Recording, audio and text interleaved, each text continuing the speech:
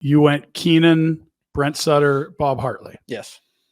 There's not a lot of lovey-dovey, arm over the shoulder stuff necessarily. Those are three harder coaches if you had to put them in a box. Is that fair to say, or would that be miscasting any of them? You know what?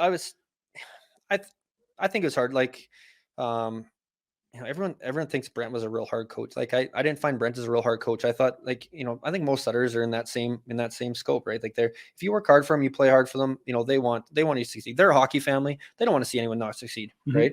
And, like I said, Brent's my favorite coach. I got along fine with Mike Keenan too. Mike was fine with me. It's, everyone knew Mike and how he was, kind of thing, but he was the same thing. He was, he was a demanding coach and more on the psychology side, if you want to say, right? Like, and that, like, try to push guys' buttons different ways. Yep. I didn't get along with Bob Hartley, and that's, kind of what made my time in Calgary come to an end. Is, I was a team guy and I wanted to stick up for my teammates, and it's just something where, it came down to the, I think it came down to the reason, like, I think Bob pretty much just said to Tree, I don't see him in my future going forward, kind of thing, with the team.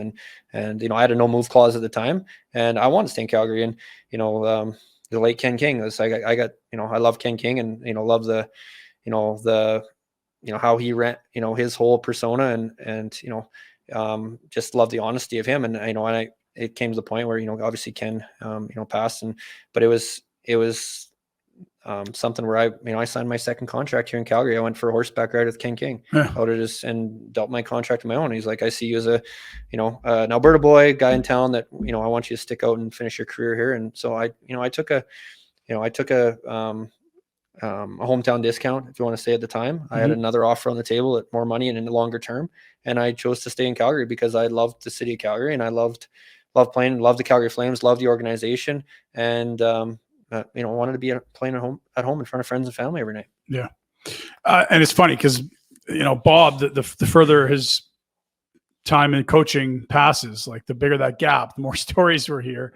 He was really tough on guys. And I feel like, it's not Bob's job to be popular, and it's not Bob's job to be well liked by the players.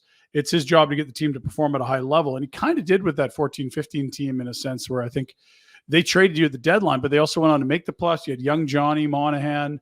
That was kind of that first iteration of those young guys getting in. But man, like, he was real hard on guys, and it just felt like a lot of guys just said, this isn't for me. I don't respect the way this guy's going about his business.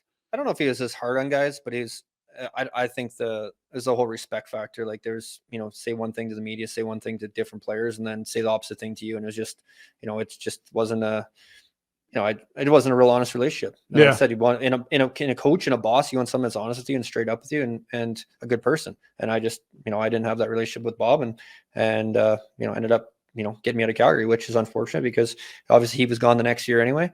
Yeah. And, I love my time in Calgary and want to be a Calgary Flame. Yeah.